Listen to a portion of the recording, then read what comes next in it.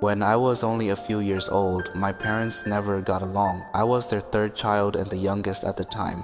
When my parents first got married, they loved each other a lot. They were the most lovely married couple you've ever seen. A few years after they had me, my dad started going out with his friends late, drinking with them. It was only my mom who took care of me at home while my siblings went to school. Whenever he returned home, my mom would argue and fight with him. At first it didn't seem too bad, but as time went by, my dad got more violent. He started hitting her and pushing her around. Sometimes he would even threaten to kill her. Every day I had to suffer seeing my mom cry her eyes out. Her life was so miserable and sad. One rainy night, she made me a plate of rice and boiled pork, and she told me, "I'm gonna go into the basement to do some laundry. Don't follow me." I still remember how dead and lifeless she looked that time before leaving me behind. It felt like hours went by and she never came back. I made my way into the dark basement to see if she was done. I walked to the laundry room and saw my mom hanging there with some rope attached to her neck. I walked over to her and tapped on her leg. "Mommy, what are you doing? I'm done with my food," I said to her, but she wasn't moving. Her body was slowly swinging around, her eyes were open, and her mouth was slightly open. She also had a bad smell coming from her.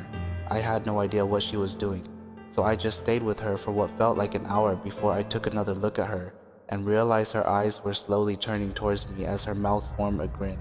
She looked so weird and different. Suddenly, I heard the doorbell ring as I ran upstairs to open the door for my siblings.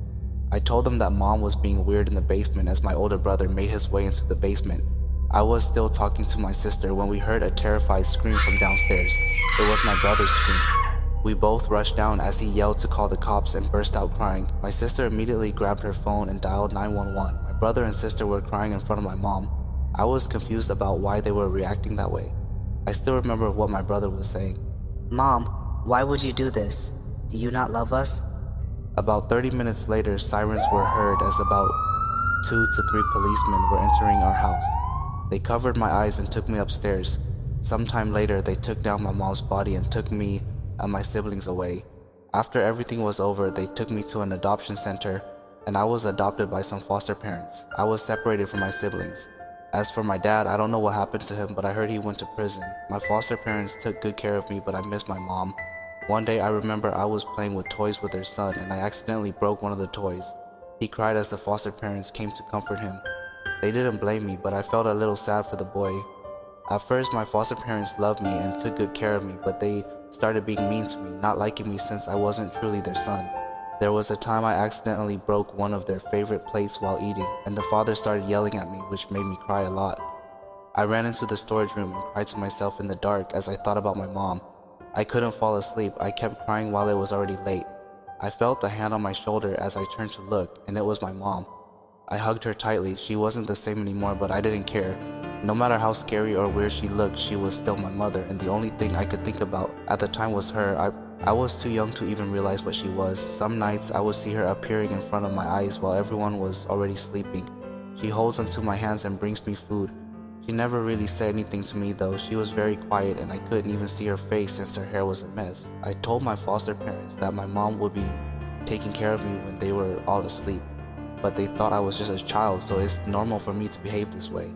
They started to not love me as much but still kept me around since they knew I would be able to help them once I grew up. For some reason their kids had stopped playing with me. He seemed scared and creeped out every time he saw me. It was almost like there was something scary around me that he saw. As I started to grow older and older, my foster parents grew more distant from me. Even their kids didn't like me as much. We go to the same school, but they don't even want to claim that we were living together. My foster parents were being mean to me, which made me cry a lot, to the point where they just had me eat somewhere else every time it was lunch. One night, I heard my foster mom screaming from her room, like she was terrified of something.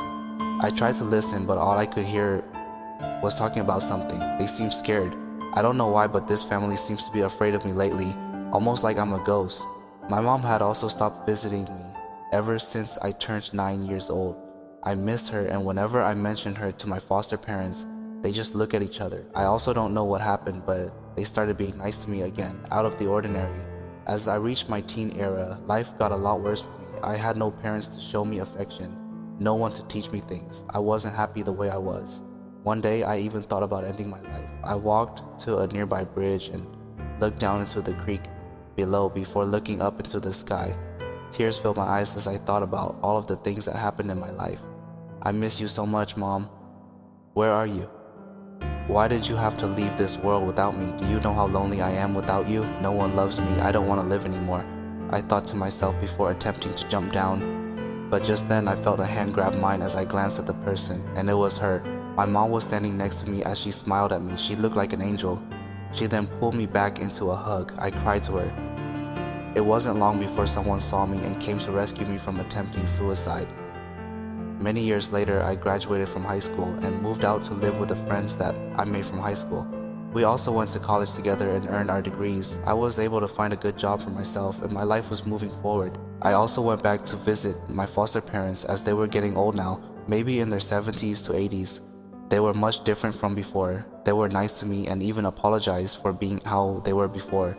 They also revealed to me that when I still lived with them as a kid, I was too young at the time, so I didn't know, but since they kept being mean to me, my mom would show up and haunt them.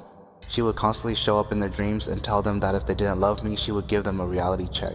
Some nights, they wake up and see me standing at their doorway, looking at them possessed, or some nights, they'll hear me walking around laughing and giggling. They wanted to put me up for adoption again, but they were too scared of my mom. They even tried to fetch a shaman, but it didn't work. One night, my foster mom woke up in the middle of the night to use the bathroom, and as she sat down on the toilet, she felt someone grabbing her feet as she looked, and saw a Hmong lady with long hair covering her face, also in Hmong clothes, crouching down beside her. She screamed and ran out of the bathroom. She told me all of the scary things that happened to her and her husband, and we all laughed and joked about it. I was shocked to hear all of this, but I was also very happy that my mom defended me so much and I never knew. Ever since I left them, my mom never appeared again. She had also stopped showing up for me. I guess since now I'm living a better life, her job is done. I'm happy for everything that she's done for me. The reason why I'm alive today is because of her. As for my siblings, I got in contact with them again since I did a lot of research on social media and found them. They're also living a happy life as well, already married. They're already ahead of me. It's time for me to step up to the next chapter of my life and see where it'll take me.